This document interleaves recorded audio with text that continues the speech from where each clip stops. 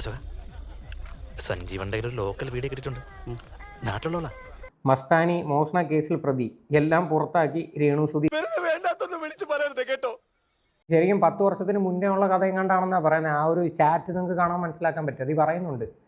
എന്ത് വേണേ കാണിക്കുന്നത് ഞാൻ അയച്ചുതരാം. ഞാൻ സെലക്ട് ചെയ്തിരിക്കുന്നു. അത്രയും മുന്നേ ഉള്ള കഥകളൊക്കെ ഇപ്പം കുത്തിപ്പൊങ്ങി വരുവാന്ന് പറയുമ്പോൾ അവൻ നമ്മളാണല്ലേ, അത്ര കഷ്ടപ്പെട്ട ഞാൻ ശരിയാക്കി കൊടുത്തത്. പിന്നെ വലിയ കാര്യമായി.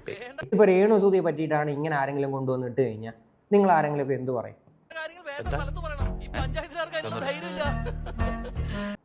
അയ്യോ ഒരു പാവം സ്ത്രീയുടെ ജീവിതം നശിപ്പിക്കുന്നു, അതാണ് ഇതാണെന്ന്.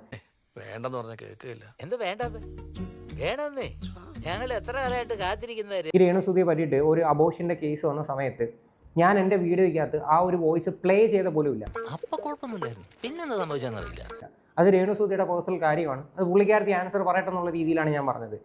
എന്താടാ പറയുന്നത്? നീയല്ല ഒരുമിച്ച് പണിയണമെന്ന് പറഞ്ഞേ, പോയി പണിയെടുക്കണം. രേണുസുതി എന്ന് പറയുന്ന ഒരു വ്യക്തി പബ്ലിക്കിൽ കാണിക്കുന്നതിനെ പറ്റിയിട്ടാണ് ഞങ്ങൾ എല്ലാവരും എടുത്ത് വെച്ച് സംസാരിച്ചിട്ടുള്ളത്. ഞാൻ പറഞ്ഞില്ലേ ഒരു കുഴപ്പമില്ലെന്ന്. ശരിക്കും പറഞ്ഞാൽ രേണുസുതിയുടെ ഒരു ആർമി പേജ് തന്നെ ഈ ഒരു സാധനം വെളിയിൽ വിടുന്നതിനകത്തോട്ട് എനിക്ക് ബേസിക്കലി യാതൊരു യോജിപ്പുമില്ല. വീട്ടിൽ മാത്രം വന്നിരിക്കുന്ന പ്രശ്നമല്ല, എനിക്ക് ഇത് രേണുസുതി എന്ന് പറയുന്ന ഒരു വ്യക്തിക്ക് ഈ ആർമി പേജ് ഹാൻഡിൽ ചെയ്യുന്ന ആരെങ്കിലൊക്കെ അറിയാമെങ്കിൽ കഴിവതും ആ ഒരു വീഡിയോ റിമൂവ് ചെയ്യുന്നതായിരിക്കും ഏറ്റവും നല്ലത്. അപ്പം ഇങ്ങനെയൊക്കെയുള്ള കേസൊക്കെ പുറത്ത് വരുമ്പോഴത്തേക്ക് മസ്താനി ഇതൊക്കെ ഒന്ന് മനസ്സിലാക്കി കഴിഞ്ഞാൽ നന്നായിരിക്കും. ജിനുവിന്റെ കാര്യങ്ങൾ നോക്കിയാൽ മതി, എനിക്ക് എന്റെ കാര്യങ്ങൾ നോക്കാൻ അറിയാം. നമ്മളെപ്പോഴും നമ്മുടെ ഭാഗങ്ങൾ എപ്പോഴും ക്ലിയർ ആണെങ്കിൽ മാത്രമേ ഇങ്ങനെ വന്നിരുന്ന ബാക്കിയുള്ളവരെ പബ്ലിക്കിന് മുന്നിൽ വന്നിരുന്ന കുറ്റം പറയാം. ഇതൊരു സിമ്പിൾ ആയിട്ടുള്ള കേസാണ്. അതിനെ പറ്റിയിട്ടൊരു ചിന്ത വന്നു കഴിഞ്ഞാൽ വളരെ നന്നായിരിക്കും.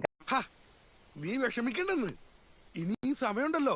ഈ ആദിലെ നൂറേയും ഇഷ്ടപ്പെടാത്ത വളരെ ചുരുക്കം ആൾക്കാരേ ഉള്ളൂ. അല്ലാതെ മെജോറിറ്റി ആൾക്കാരെ നോക്കിക്കഴിഞ്ഞാൽ എല്ലാവരും ഇവരെ ഇഷ്ടപ്പെടുന്ന ആൾക്കാർ തന്നെയാണ്. ഈശ്വര, അങ്ങനെ സംഭവിക്കാതിരിക്കട്ടെ.